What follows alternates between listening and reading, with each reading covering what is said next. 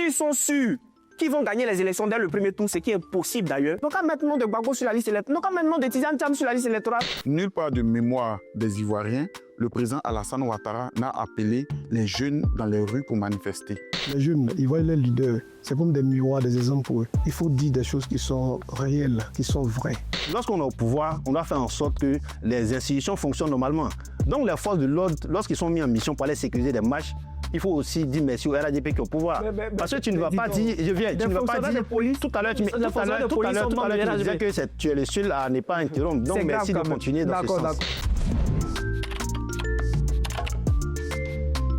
On parle de la jeunesse dans les différents partis, les instances décisionnelles. Quelle place est-ce que vous occupez dans ces instances? Au PPACI, on a ce qu'on appelle le comité central, qui est un organe décisionnel assez important qui définit en début d'année les axes stratégiques de lutte du parti pendant l'année. Le premier comité central s'est tenu ici même à Abidjan le 4 janvier, à la suite duquel nous, au PPACI, nous les jeunes et le président Laurent Gbagbo, avons décidé les priorités de cette année 2025. Le deuxième comité central s'est tenu récemment, c'était le 26 avril, à la suite duquel le président Laurent Gbagbo a initié le mouvement Trop c'est trop, qui est aujourd'hui devenu populaire et qui marque l'adhésion citoyenne de plusieurs millions de jeunes. Quand on est un parti structuré, civilisé, qui veut gagner l'affection des jeunes, il faut pouvoir mettre des jeunes en avant. Aujourd'hui, au PPACI, quand bien même que le parti regorge des hauts fonctionnaires, des anciens ministres, des professeurs d'université, pour ce qui est du marketing politique, pour aller défendre les idées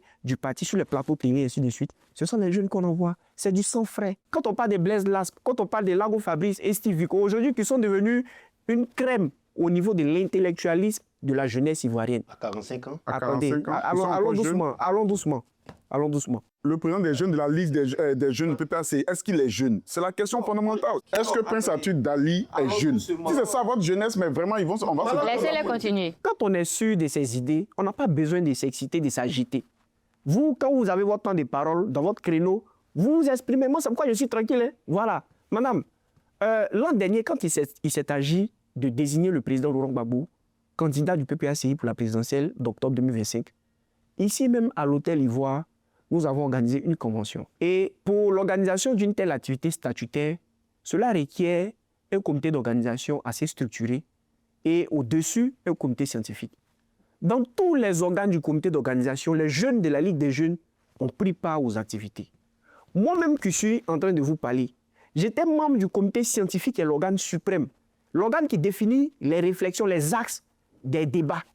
J'étais membre, j'étais le plus jeune, assis aux côtés des doyens, des professeurs d'université, des anciens ministres.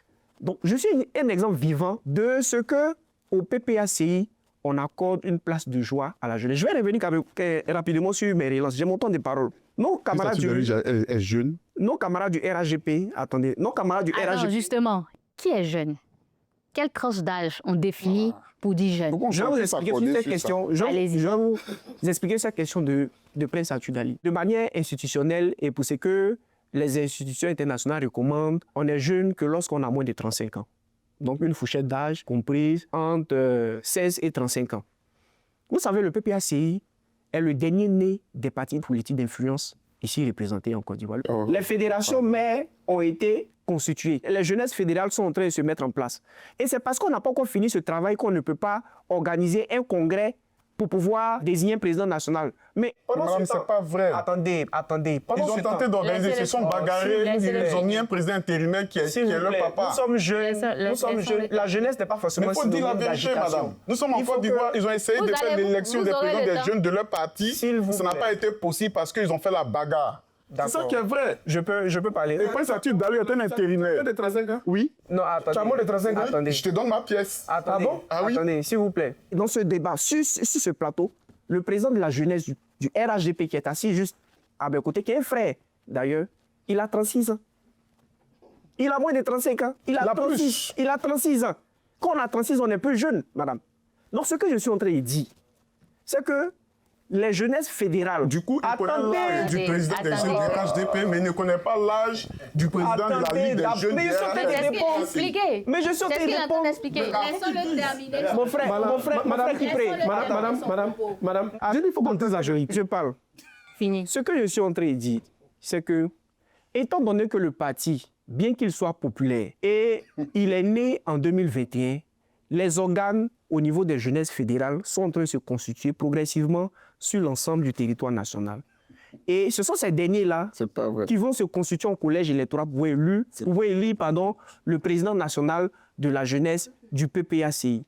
Et pendant ce temps, il faut bien que la jeunesse fonctionne. Et c'est d'ailleurs ce pourquoi le président Laurent Gbagbo a décidé de nommer un cadre du parti en qui, ou bien autour de qui, la jeunesse peut se regrouper, celui-là même qui peut organiser les élections. Et c'est ce qu'il est en train de faire. Et il n'est écrit nulle part que pour pouvoir conduire cette mission, il faut forcément avoir moins de 35 ans. Alors, Henri Joël, c'est quoi le poids de la jeunesse au sein de votre parti? Quelle décision a déjà été prise, vous pouvez donner l'exemple, venant de la jeunesse? Quand je n'étais même pas encore président des jeunes, le retrait du PDCI RDA, du groupement politique RHDP, est une décision de la jeunesse du PDCI RDA. C'est nous qui avons fait la proposition.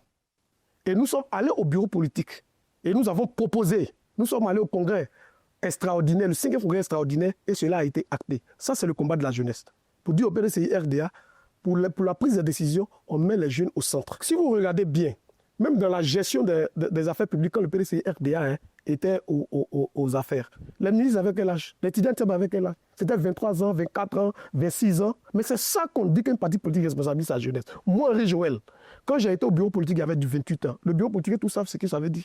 Le bureau politique, chez nous, c'est comme le parlement de notre parti. Et jusqu'au jour d'aujourd'hui, je suis le plus jeune membre du bureau politique du PDCI RDA. Nous sommes à peine 400. Et je suis membre du comité politique. C'est un comité de réflexion. Nous sommes 30, je suis le plus jeune. Dans toutes les commissions scientifiques, de tous les congrès, moi, Henri Joël, je suis à l'intérieur. Je suis le plus jeune. C'est cette année, à peine en mai, que je viens d'avoir 34 ans. Et mon âge n'est jamais passé chez le sous-préfet. Donc le PDCI responsabilise sa jeunesse. L'arrivée d'étudiants, nous sommes tous en Côte d'Ivoire, c'est le fait de la jeunesse du PDCI RDA. Et même pour qu'il soit président du PDCI RDA, c'est le fait de la jeunesse du PDCI RDA. Aujourd'hui, à tous les congrès, on nous demande d'abord, en commission scientifique, qu'est-ce que vous voulez pour demain? Parce que ce que nous faisons aujourd'hui, c'est pour vous.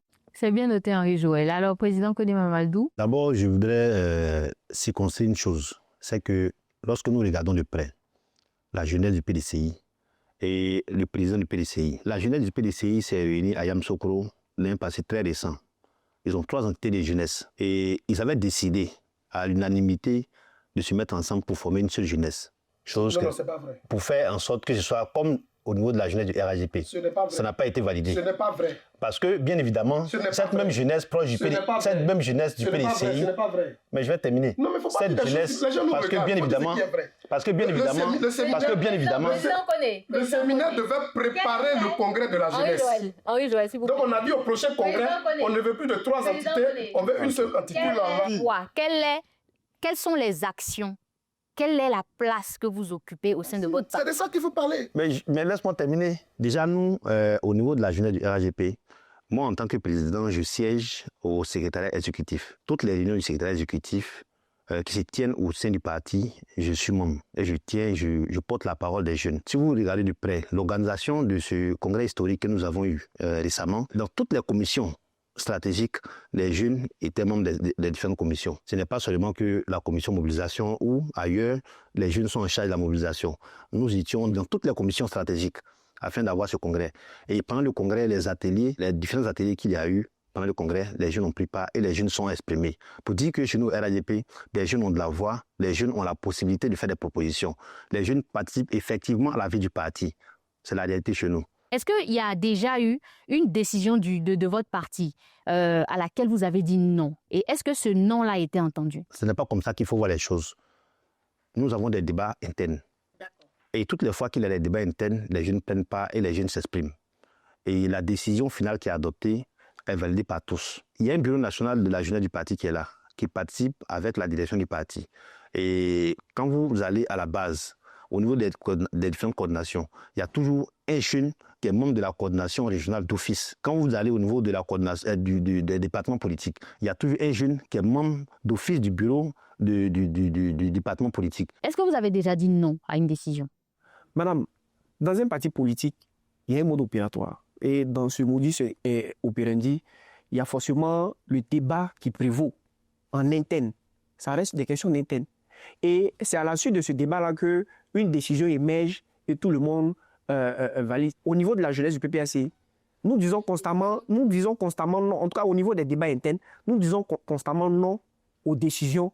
Et il arrive que des décisions soient prises sur la base des noms, mais qui sont justifiées. De façon générale, quand on demande à un jeune aujourd'hui, tu es de quel bord politique, soit il refuse d'afficher son bord, soit il te dit automatiquement, je n'ai pas de bord politique. Alors dites-nous, pourquoi de plus en plus de jeunes tournent le dos, pas forcément à la politique, mais aux partis politiques? C'est bien entendu dû à tous ces discours et aux hommes politiques qui sont de plus en plus belliqueux, qui disent des choses les jours pairs, qui disent des choses les jours impairs et qui n'attirent plus cette jeunesse-là. Aujourd'hui, il faut mener des débats de façon constructive. Il faut proposer quelque chose à la jeunesse. C'est le seul moyen qui puisse les attirer. Oui, moi je peux dire, il y a des partis politiques en Côte d'Ivoire encore qui font rêver à travers leur manière, à travers ce qu'ils proposent à la Côte d'Ivoire. Vous, en tant que jeune des partis politiques, quel est votre avis sur la question? Est-ce qu'il y a instrumentalisation de la jeunesse ivoirienne par les partis politiques? Henri Joël. Nous, au PDCI-RDA, il n'y a pas d'instrumentalisation de la jeunesse. Aujourd'hui, il y a une forte mobilisation de la jeunesse ivoirienne vers le PDCI-RDA. À travers le charisme et l'expérience vécue par les Ivoiriens avec notre président, Cheikh Tidiane Tia. Il a fait ses classes, il a fréquenté ici. On connaît son parcours. Pendant qu'il était dans le gouvernement, on a connu aussi son parcours. Tout ce qu'il a fait, tous les projets, pendant qu'il était le directeur du BINET, tous les projets qu'il a mis en place. Aujourd'hui, comme il y a la continuité de l'administration qui sont en cours d'exécution, mais comment un jeune ambitieux qui rêve de voir un pays grand, développé, ne puisse pas adhérer à un parti politique où une telle personnalité est le chef de ce parti? Nulle part de mémoire des Ivoiriens, le président Alassane Ouattara n'a appelé les jeunes dans les rues pour manifester contre quoi que ce soit. Nulle part. Vous pouvez faire toutes les recherches que vous souhaitez. Nulle part. Mais par contre, on trouve qu'à chaque fois, des leaders politiques, en panne d'idées novatrices, en panne de politique en faveur des jeunes, qui n'arrivent pas à se conformer aux règles démocratiques, ont toujours appelé ces jeunes-là à manifester au détriment des institutions républicaines qui doivent pouvoir organiser les élections à chaque fois. Donc, il y a manipulation et instrumentalisation de la jeunesse, mais ces leaders politiques sont connus en Côte d'Ivoire. Ils sont partout, sauf au RHDP. Ils sont où? Notamment ceux qui ont appelé à manifestation à chaque fois pour pouvoir se faire entendre, pour pouvoir exister sur la scène politique par l'instrumentation de la jeunesse. Même c'est connu, la désobéissance civile, c'est connu, l'instrumentalisation des grèves légitimes des étudiants le front républicain. En 92, c'est connu. La marche du RDA au nord. Non, madame. Mais tout ça, si vous n'arrêtez pas, Henri Joël, je suis en train d'aider à citer. Et donc, comprenez que ceux qui vous dites de mémoire, le président Alassane Ouattara n'a jamais appelé ces jeunes dans la rue. Qui l'a fait? Madame, vous êtes en Côte d'Ivoire, vous devrez le savoir. Je cite des faits qui sont factuels. Laurent Gbagbo l'a fait en 2000 parce qu'il estimait qu'il a été volé. Vous êtes d'accord avec moi? En 2010, pendant toute la gestion de 2000 à 2010, on n'a fait qu'appeler les jeunes dans les rues, dans les agoras, au lieu de les emmener dans les salles de classe. Mais ils ont été... Mais madame, moi qui préilais, j'ai été militant du Front populaire ivoirien. Moi qui préilais, j'ai été dans le dernier bureau national de Konaté Navigué qui est aujourd'hui cadre du PPAC. Je comprends pourquoi tu me refuses de citer le Front républicain et la marche du RDA. Vous comprenez? Ça, tu ne savais pas. Donc, ce sont des discours rétrogrades à nous servir chaque jour, mais qui nous ont désenchantés et nous avons quitté ce parti-là. Madame, vous savez, quand on vient sur un plateau ou un média, il faut pouvoir se départir de ses émotions. La jeunesse est devenue de plus en plus exigeante. Cette jeunesse a soif de transparence, de démocratie, de liberté d'expression.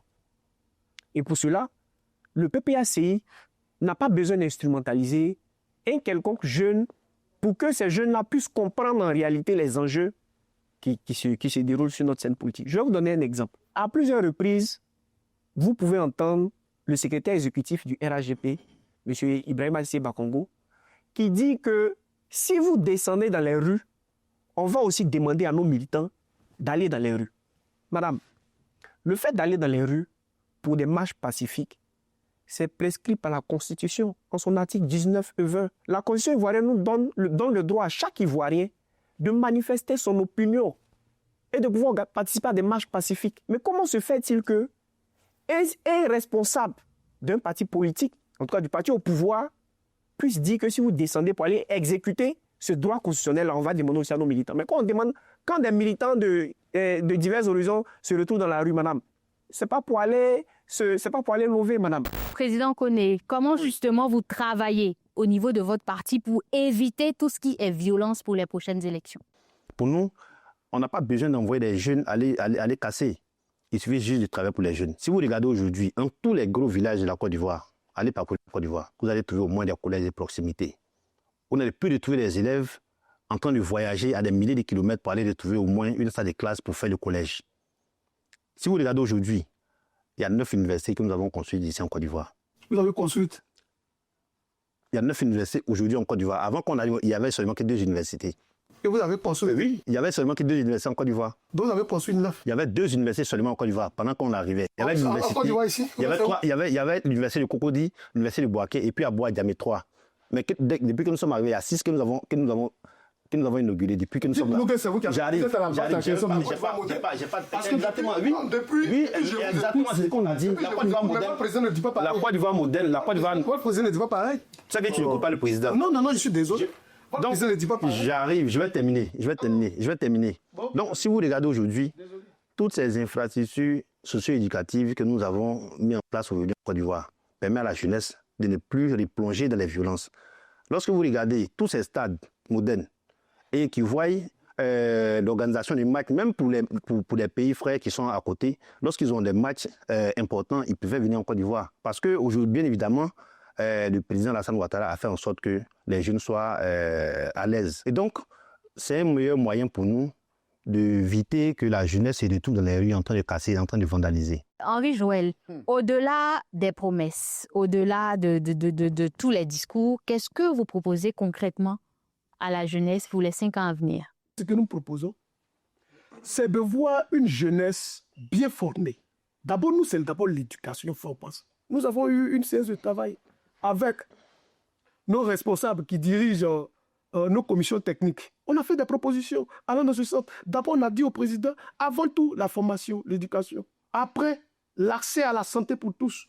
Pas dans l'expression, mais effectivement, que ça soit vraiment transformé en action. Et nous avons aussi mis l'action sur le développement de la technologie. C'est un axe même spécial qu'on appelle des 6 axes que notre président a développé. Il a parlé des nouvelles technologies.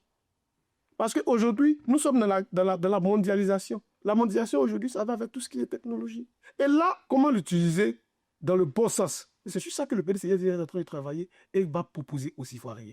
Mais pas l'utiliser pour créer des buzz inutiles. Lorsque, par exemple, nous sommes en train de parler de la CEI, qu'il faut aller instrumentaliser un influenceur qui va aller dire qu'il a lâché quelque part là-bas, donc ça devient un objet. Et qu'il faut...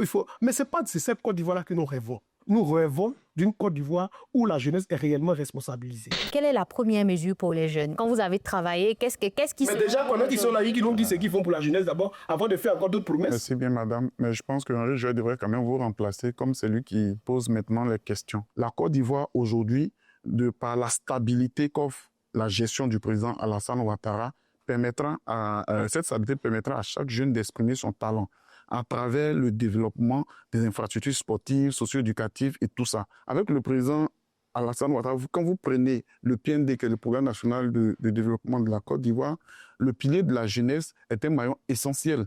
Et donc, c'est toutes ces politiques-là entamées depuis lors, dans le cadre de l'autonomisation, de la responsabilisation de la jeunesse qui va continuer. Les politiques publiques en faveur de la jeunesse, ça va continuer. L'amélioration du cadre de vie et d'apprentissage des jeunes, ça va continuer. C'est des choses qui sont concrètes. Les jeunes les touchent du doigt. L'entrepreneuriat aujourd'hui en Côte d'Ivoire connaît un boom dû à une stabilité qui, pour nous rappelons à souhait, qui est la condition sine qua non pour la mise en œuvre de toute politique publique. Et c'est à cela que nous voulons inviter les autres partis politiques du paysage politique. Malan, au-delà des promesses, au-delà des mots, de façon concrète, c'est quoi votre projet pour la jeunesse pour les 5 ans à venir? Le PPACI, pour ce qui concerne les jeunes, est avant tout une école de conscience et de combativité pour la démocratie, mais aussi pour le développement. Nous avons eu le temps d'écouter nos militants sur le terrain et nous sommes arrivés à la conclusion que les populations ivoiriennes et en particulier les jeunes ont un fort désir de démocratie dans notre pays. Les populations ivoiriennes ont ce fort désir de justice sociale. C'est quoi la justice sociale? C'est la lutte contre les inégalités sociales et politiques. C'est aussi la lutte contre la pauvreté et aussi la protection sociale. Madame, la protection sociale prend en compte le fait de garantir la santé pour tous, l'éducation pour tous. Madame, c'est de ça qu'il s'agit. On va conclure avec ça. Merci à chacun de vous d'avoir bien voulu participer à ce débat. Et à vous qui nous suivez, le débat continue chez vous. Est-ce qu'ils ont réussi à vous convaincre? Vous nous direz en commentaire.